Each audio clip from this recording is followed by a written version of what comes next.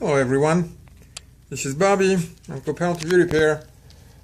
1 or 2 days ago I made and uploaded a video showing how somebody returned fully functional parts to us. And since neither they cared nor eBay cared about that fact, today I'm rewarded with actually showing how something is to be fixed. It is about LG 60PB6650 and a number of other TVs that use those sustain boards. This is, for the record, EBR77185601. And this is how the TV looks from the back. And the problem with it is usually it fails with a, not so loud, but pretty noticeable, especially if it happens several times in a row while you're troubleshooting and it's having open like me. With a loud bump, and then the screen goes black. The sound still works if the TV is properly configured, and in some cases the TV may not want to start at all, but usually it does start, and there's simply no sound, but in some cases it may not start. It really depends what happens. And the reason for the failure, the most obvious one anyway, is those transistors here fail. There are 3 on the top, 2 on the bottom. The top one connect directly to the VS. The bottom ones are grounded. In the middle is the floating ground. And I'm just going to show my experience repairing those. We had a number of those repaired today. Those will go for sale. All of them had the same problem. Shop Jimmy, as usual, sells you a repair kit that contains practically everything that is powerful on these boards, meaning all those transistors, those resistors, and a bunch of other things. I don't want to get very much in details about their selling practice, whether they're right or wrong. I have no beef with them other than to say that in my experience and opinion, they sell kits that are just generally picked based on past experience and educated guessing as to what may fail. Sometimes that is correct, but almost always it is way over what actually needs to be replaced. Now, in case of those boards, all 3 of those boards had the exact same problems. One of them had it a little bit more until I figured out everything that had to be replaced in order for the board to start working properly. And so in order, this is those 2, those 3, those are bypassing diodes. They rarely ever fail when a MOSFET or other power components fail, in general, not just in this board. So those 5 have to be replaced, but my first run, that wasn't successful. I put the board back in, I of course tested everything else, it blew again. I will give you the short version. I also found out that what you want to replace is this transistor here. There are 2 in a row on this heatsink, so you want to replace that one. They're the same, but they're not in parallel.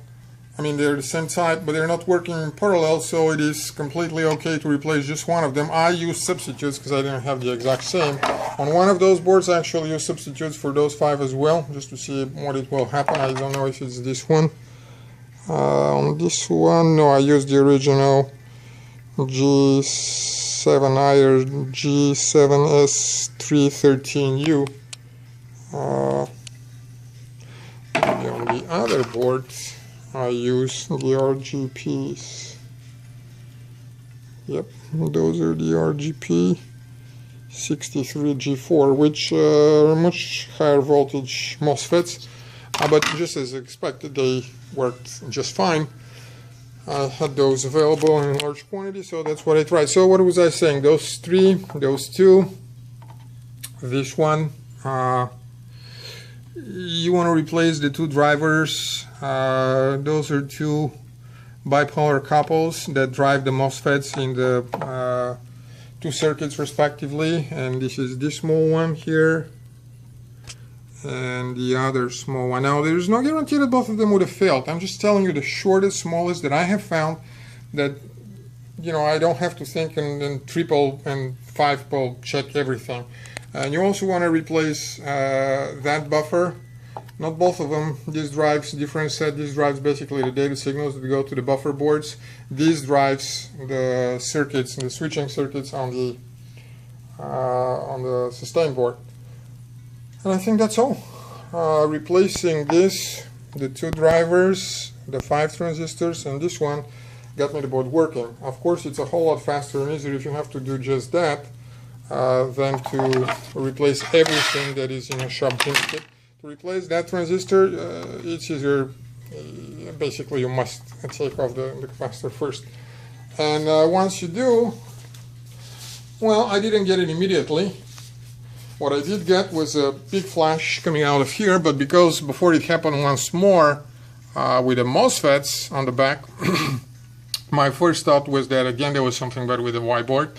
It wasn't. The whiteboard that I fixed for a second time was working fine. What actually has happened is that filter capacitor here, which is just noise reduction capacitor, which is an SMD very much like this one here, except on the top buffer. This is an SMD capacitor, it just filters noise, and it had totally busted.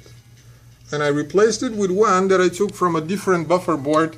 I did not do it by the book. I should have taken this one out, measured its value, because of course I cannot look at it by schematics. Nobody gets the schematics for a very long time. They figure, you know, why should we? We make the boards, that's proprietary, etc., etc. So if you want to find out what it is, you got to take it from a different board, take it off, measure capacity, make an educated guess what the breakdown voltage should be. Sure enough, it would be at least 30–40% above VS. So probably 400 volts DC should be fine, or something like that. Or the other approach is you just take another plasma buffer board, see same capacitor that sits in the same place. It's not SMD. I was going for an SMD, but I found that it's like this. So I just moved it. This is 222, which is 2,200, 2.2 nanofarad. Am I doing that right? I'm very slow today. I didn't sleep all night. I'm going to sleep in the morning. So I'm slow today. But whatever it is, I'm going to stick silicon to that. And we are going to release a repair kit that contains the parts that helped us repair those three. And I know we've done this at least once before. But if we've done 3 in a row with the exact same minimal set, I'm betting that it's going to work for 99% of the time for other people too. What else? I'm sure there will be other failures in this TV. Good luck to Sergio, who owns that board. I'm going to leave it here in the TV. And good luck to everyone else. Hope that educated somebody. And don't forget, eBay lets you return parts that, as long as you say to eBay they didn't work, it doesn't really matter whether they work or not. You can scrub the vendor anytime you want. That's the time we live in.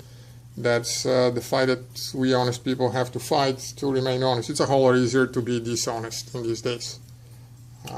Maybe that was always the case, I don't know, but these days definitely with e-commerce and the big giants needing their corporate profits there. Good luck, hope that helped. Thanks.